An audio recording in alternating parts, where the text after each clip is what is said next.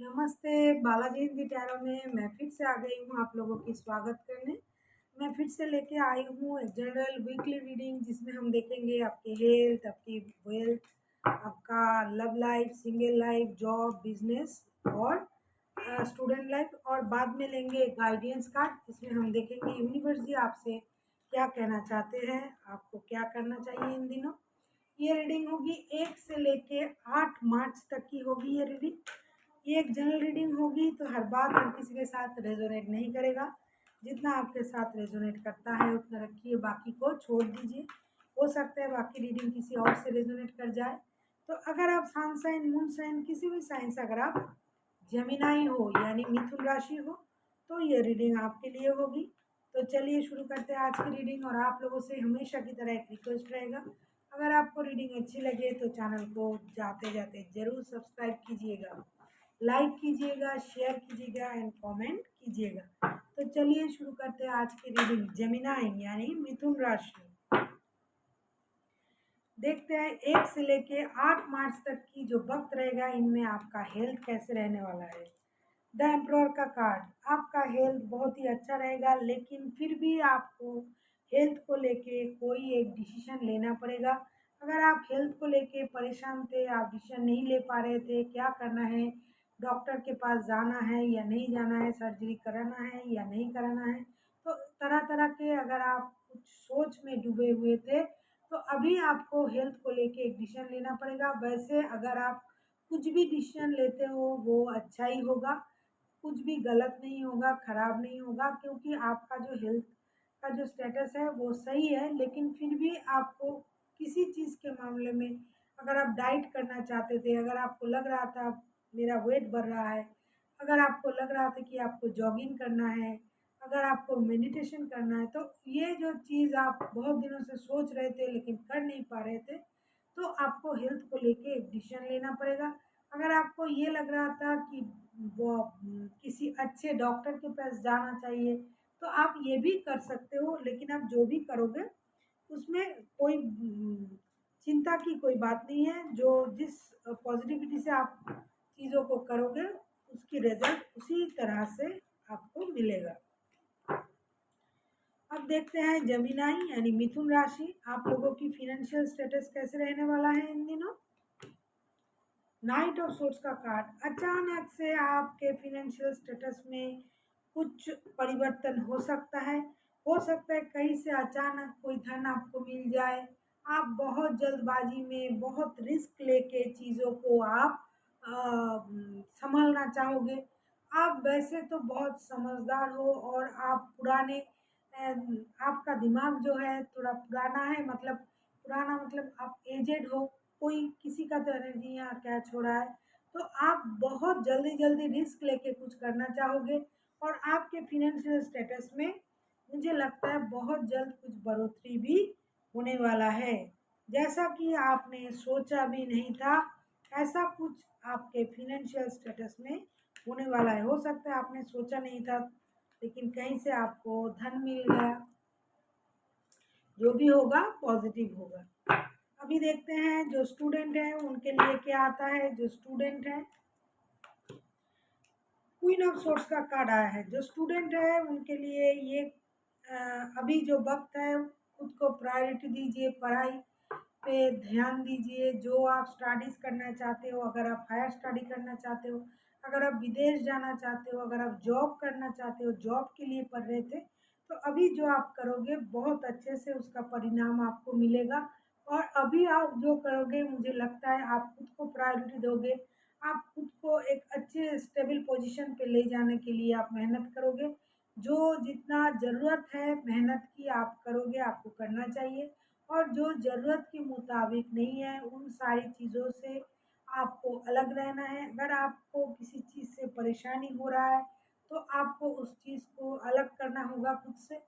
और आपको ये भी करना होगा कि अगर आपके पास कोई पुरानी रिसोर्सेस है, कहीं से आपको जॉब या पढ़ाई के मामले में कोई न्यूज़ आ रहा है, तो आपको उस तरफ भी थोड़ा ध्यान देना होगा।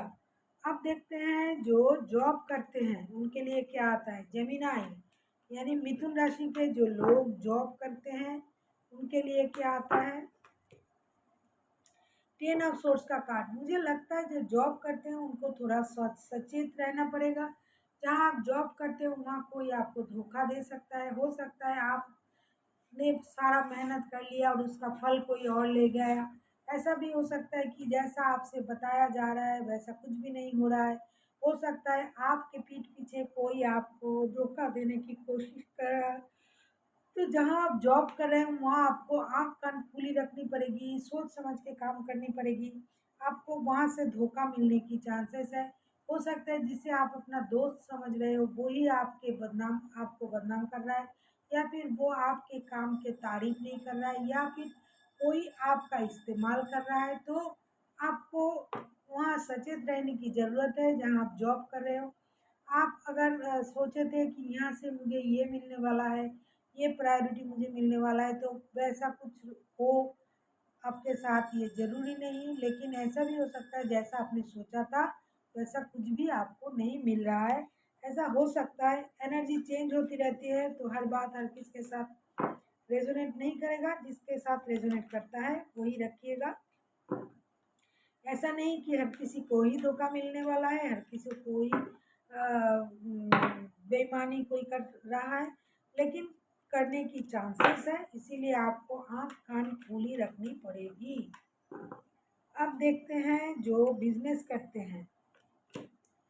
बिजनेस में आया है 5 ऑफ सोर्स का कार्ड। मुझे लगता है आपको बिजनेस में बैलेंस करनी चाहिए। आपके साथ बिजनेस में बहुत सारे लोगों की इन्वॉल्वमेंट है। हो सकता है वहाँ कोई एक है जो आपको हमेशा ह्यूमिलिएट करता रहता है, या फिर आप लोगों को नीचा दिखाते हो, खुद को प्रायोरिटी देते हो, आपको लगता है आई एम द बेस्ट। तो इस चीज़ को आपको छोड़ना पड़ेगा। अगर बिजनेस में आप चीज़ों को सही तरह से संभाल नहीं पा रहे हो, नहीं संभाला जाता है आपसे, तो आप परेशानी आपको ही होगी। इसीलिए आपको बिजनेस में बैलेंस करनी पड़ेगी। और अगर आप ईगो के कारण हमेशा लोगों को हर्ट करते हो, या फिर कोई आपको हर्ट करता है ईगो के कारण, तो आपको उस चीज़ को भी ध्यान रखना पड़ेगा। ना आप किसी की अपमान करो, ना कोई आपकी अपमान कर पाए। और अपनी ईगो को साइड रख के आपको काम करना पड़ेगा। हो सकता है आप अपने कर्मचारियों को छोटे बड़े बात सुनाते हो, उनको अपमानित करते हो, ऐसा मत कीजिए। या फिर आप कहीं किसके साथ बिजनेस करते हो वो आपको कोई अपमानित करता है, तो ये भी बुरी बात है। तो आपको इस चीज़ से भी सावधान रहना पड़ेगा। अब देखते हैं जो सिंगल है उनके लिए क्या आता है। रिश्ते में होते हुए भी अगर आप सिंगल हो, झगड़ा करके सिंगल हो, किसी भी तरह से अगर आप खुद को सिंगल मानते हो, तो देखते हैं आपके लिए क्या आता है। 3 ऑफ सोर्स का कार्ड। सिंगल हो फिर भी दुखी रहोगे आप हो सकता है पहले किसी रिश्ते में थे, अभी उस रिश्ते से बाहर हो, तो आपका जो दिल है वो दुखा रहेगा, परेशान रहेंगे। अगर आप किसी के साथ रिश्ते में थे और आपके रिश्ते में और भी कोई इन्वॉल्व था, तो भी आपको परेशानी रहेगी। ओवरऑल अगर मैं कहूँ, आप थोड़ा दुखी रहोगे, आप थोड़ा परेशान रहोगे, आपका दिमाग जो है वो अशांत रहेगा, दिल दुखा रहेगा। तो जो रिश्ते में नहीं है वो भी परेशान रह सकते हैं, क्योंकि हो सकता है आप पहले किसी रिश्ते में थे, उसी रिश्ते से आपको परेशानी मिली है, दुख मिले है, धोखा मिला है। तो उस चीज़ को आप कैरी फॉरवर्ड कर रहे हो और आप दुखी हो।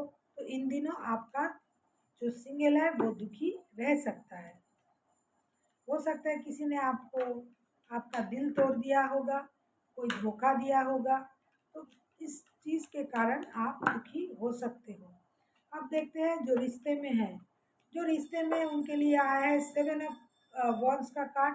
आपको रिश्ते में रह के भी मेहनत करना पड़ेगा। अगर आपको रिश्ते सही रखना है, रिश्ते को सही तरह से चलाना है, तो आपको मेहनत करनी पड़ेगी।